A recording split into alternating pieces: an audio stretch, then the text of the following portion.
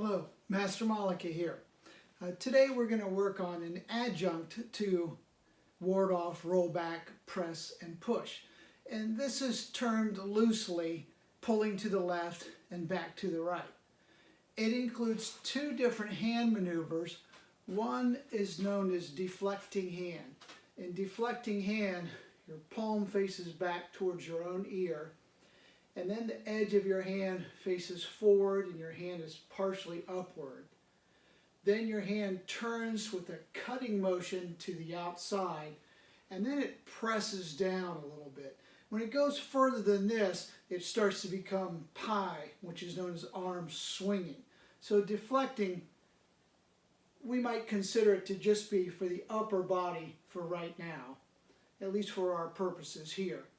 Your palm is lifting up on one side of your body, then it's turning, edge forward, hand slightly upward, then it turns the outside, cutting, and then it kind of pushes down again. Some people will approximate this with a kind of a strange, almost like wave hands like clouds drifting by type of motion. I wouldn't go so far as to say that it's that. I would just say deflecting hand is its own type of technique, and I would just leave it in the upper body from here and around. And then in addition to the deflecting hand, we have what's known as arm leading. And there are several different ways to practice arm leading, but arm leading is with your palm up, and this particular hand shape that was a favorite of Chang Sheng. The hand is slightly rounded and the palm is cupped, and the thumb is also slightly curved, not straight and not bent too much like you might see in some Shaolin styles. And this hand is used to capture the opponent just behind the elbow with the middle finger and the thumb, because those fingers reach the furthest, of course. They capture behind the elbow with the center of the palm on the point of the elbow. This gives you an excellent clutch point for grabbing, pulling, and controlling. So this hand technique is known as arm leading. Arm leading from side to side. You're pulling the person by their elbow, and sometimes what we'll do is grab a person by the elbow and kind of pull them along so we can see what that feels like to them and to get used to making that type of control. Deflecting is often used to knock the tossing bag aside and also grab it.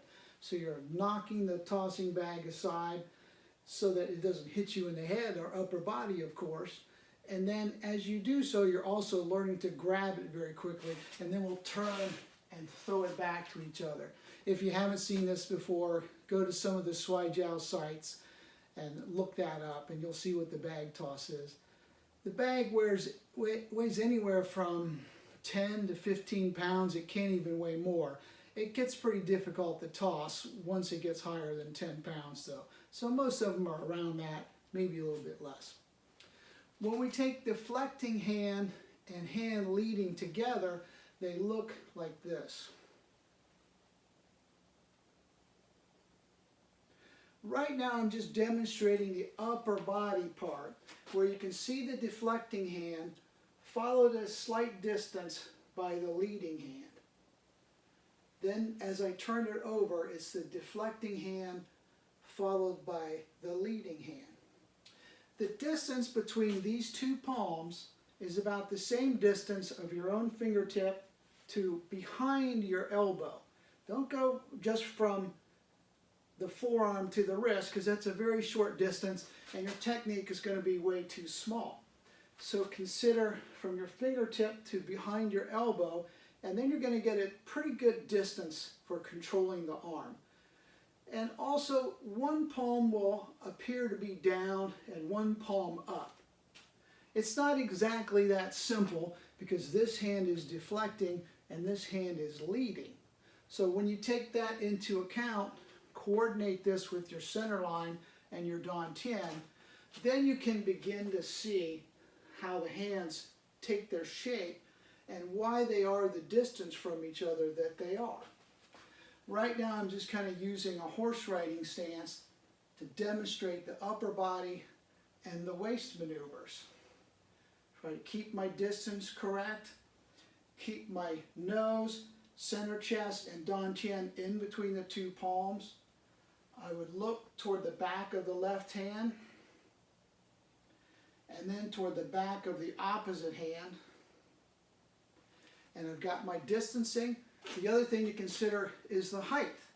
This is a little bit too low. Not too many people are really punching or grabbing at your sternum, but it could be useful for that. And you do want to have your elbow dropped in the deflecting hand so that you could use the hand and the forearm to deflect strikes. Now the arm leading, it's going to vary in height according to what type of strike is coming at you. So would your footwork, and so will your body mechanics a little bit. Those are things we're not going to look at so much right now.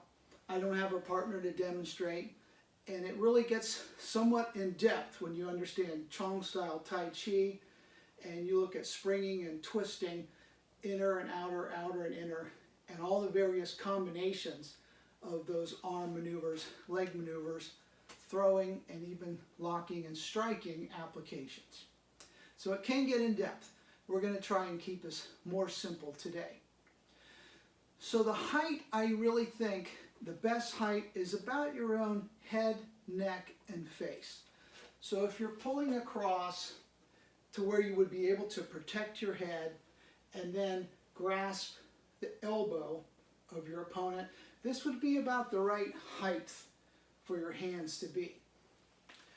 Your arms, I can't do it top view, so I'll just do here, are going to create kind of a semicircle. It could be less than that, the curve could change, but let's just use a half circle as the example of how the arms move. That means they're furthest away from the body and then they become closer to the body. They're moving from inside to outside. So my hands here are capturing the limb of the opponent and then I'm pulling him across.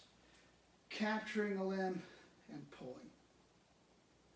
With my leg and weight and waist, I want to be careful that I shift my weight first. Then I twist my waist, then I shift my weight. This is going to be the most efficient use of pulling the opponent off balance, adding the bigger muscles of the torso, and then your weight shift as the final technique. So first I shift my weight, then I twist my waist, then I shift what's left of my weight. So my arms are at the furthest point away as they receive. They begin to draw in and down. Now if I'm doing the actual technique, including it with ward off, roll back, press, and push, I might turn this hand in and toe at the same time and coordinate those for my single whip lunge. But let's try to understand pulling left and right by itself a little bit better before we add it in combination. I'm pulling to the left, deflecting hand, arm leading. Then I pull back to the right. When I'm practicing one side, I'm pushing with my toe into the heel. When I reverse it, I'm pushing with the heel into the toe.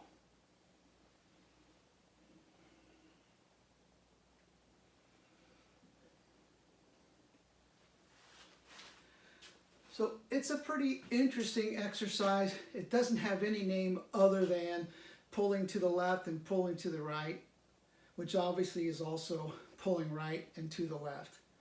We talked about the weight shift, the use of the hands, and a little bit about how the technique is applied.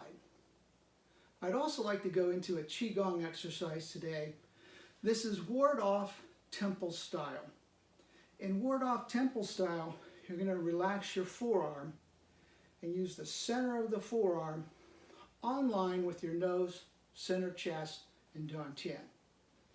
Your elbow should be inside the line of your knee. Then your backhand is just going to be, don't cock it up too tight like this. Keep it relaxed here. And then as you look down, you're going to see a right angle between your forearm and your upper arm and your body here. And that way what I'm going to do is just shift my weight back and shift my weight forward. Inhale on the way back, exhale on the way forward.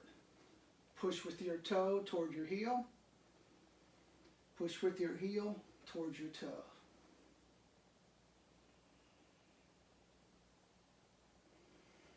Now I can turn and show you this on the other side. I want to relax the wrist so it has this type of shape. Have my arm running across this way. I don't want it down. I don't want it up. I want it completely level. And shift my weight back.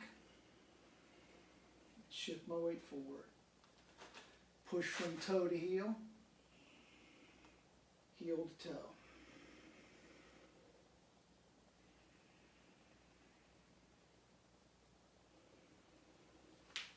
With my mind and my chi, I want to draw the energy in from a large area out in front of me, concentrating it into and through the center of the forearm, then into the dantian. So it's kind of a 3 out there somewhere, 2 the forearm, 1 the dantian. So as I'm inhaling, I have 3 energy actions. The outside,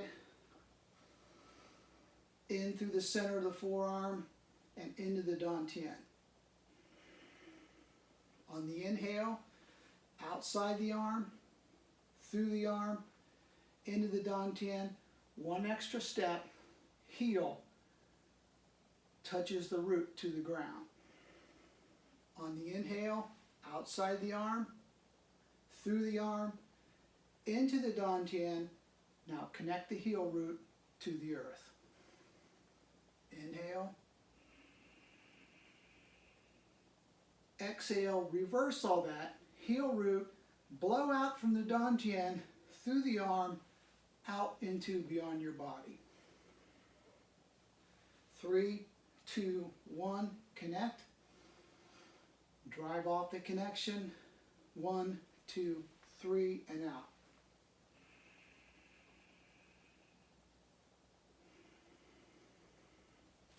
We can turn and look at this from a slightly different angle.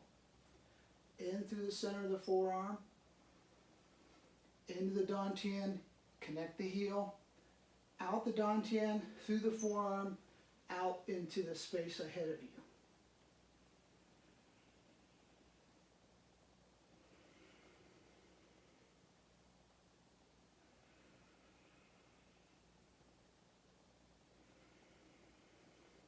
So it's outside here, through the forearm, into the dantian, connect the heel root, drive off the heel root, blow the energy out the dantian, through the arm, and back out in the space in front of you.